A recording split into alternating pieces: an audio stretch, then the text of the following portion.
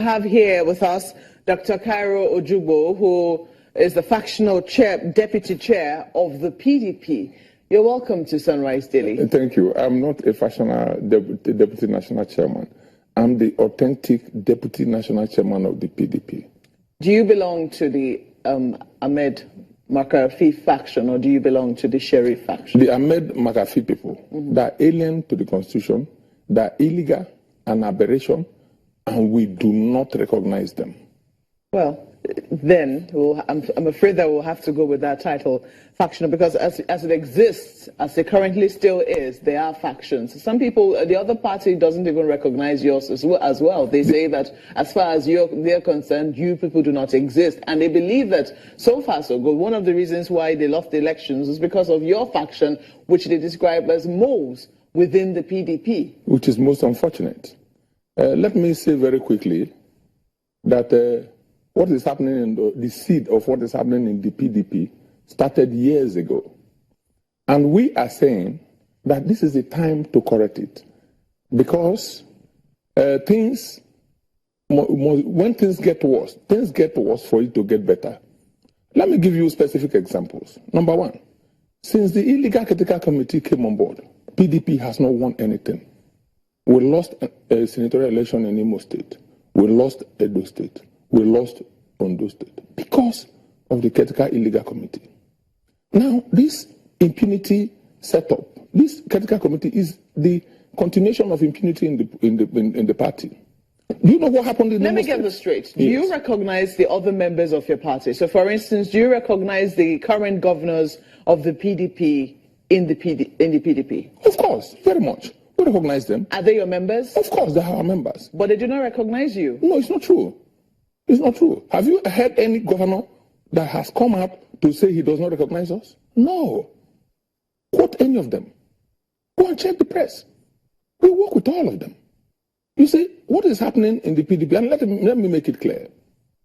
And I will go, just excuse me to go back a little bit. In the run to the 2015 general election, I'll give you one specific example. Imo State. The party, impunity, they decided that the entire 3-man ad hoc committee members to elect the candidate of the party should be given to one man. The man produced the entire list. He went with the list to the congresses. He failed.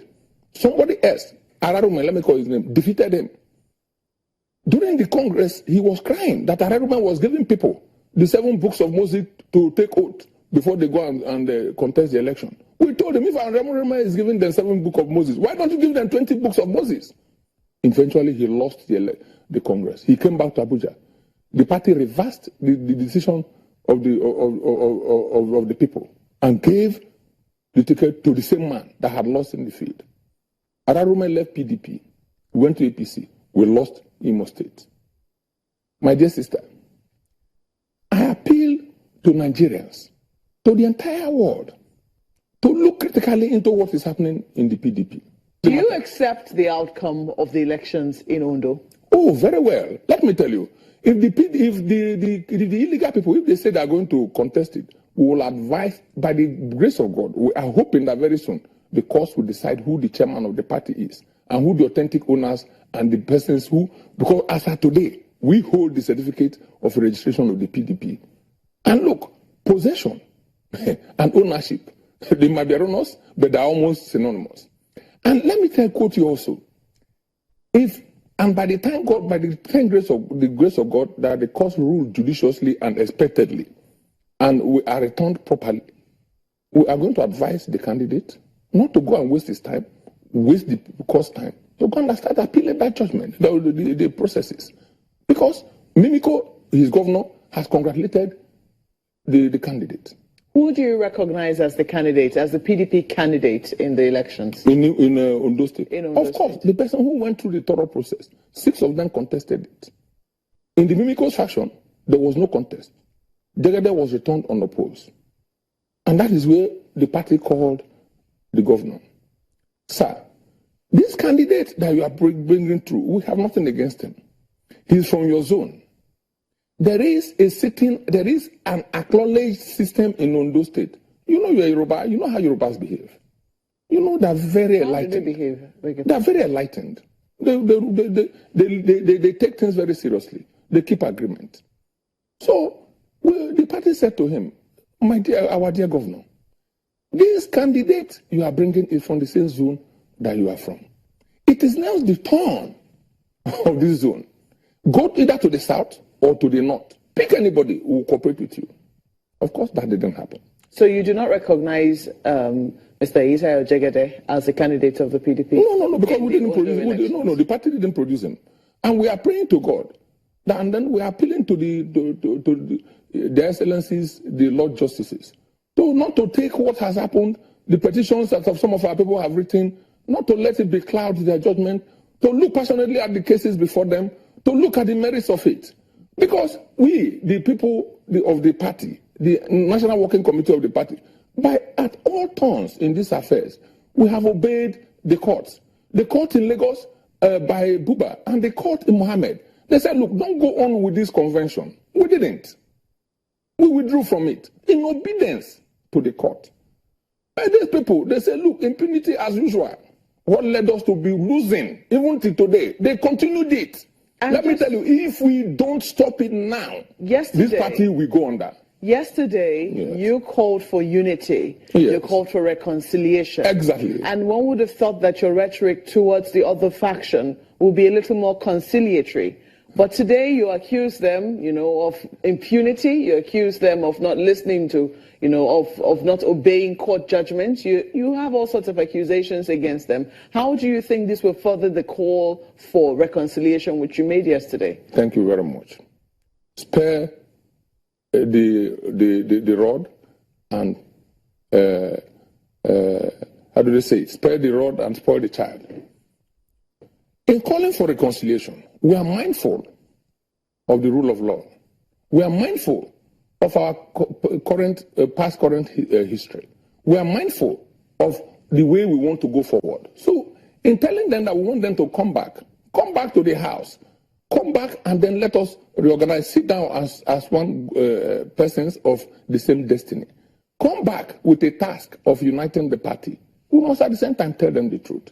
That we are stating the obvious does not mean that we are saying that we are not going to consider reconciliation. For instance, Adede came out to say, we are going to expel this, we are going to expel that. He doesn't have the right, but we didn't say so. What we have said is this: we are all members of one party. We have all sinned. We must all come back as one and look at this party properly. Because the task of the PDP as a major opposition party is huge. And the president and the APC, they need us for them to survive. And Nigeria needs us for democracy to triumph. Otherwise, we will create a monster that everybody will regret at the end of the day. So we are appealing to McAfee because, to me, I look at somebody like McAfee, I used to have serious respect for him. If you see what happened in Port Harcourt, yes, I used to. In Port Harcourt on the 1st of May, on the 21st of May, when there was a problem between Sheriff and the governors, 4 people were invited to come and take over the leadership on a critical committee basis. I'll give you names. Tommy Kidney was invited. He turned it down. Girigiri was invited. He turned it down. 2 other persons were invited from Borno State. They turned it down. But they called McAfee. McAfee accepted it. One would have expected that he will listen and that he will obey the party. Some people wondered the choice of Ali Modu Sheriff, and you found a lot of governors from the southwest to the south to the PDP governors defended very stoutly why it is that Ali Modu Sheriff was appointed as the national chairman or acting chairman at that point in time. What exactly went wrong? Because now it would seem that he's fallen out with your own side of the party, because he still claims that he's in the PDP and he's still chairing the side of the PDP. What went wrong? Well, to be honest, I was not part of any clique that, negotiated his appointment or whatever. I belong to the majority of the people that believe that the process was wrong. As an individual, he may be capable, but the process was wrong. Now, a truce was made when the governors realized then that overwhelming majority of party members were against that appointment. A truce was made that he would serve only 3 months. And after 3 months, there will be a convention to elect national officers. A convention. But then, you know how politics is.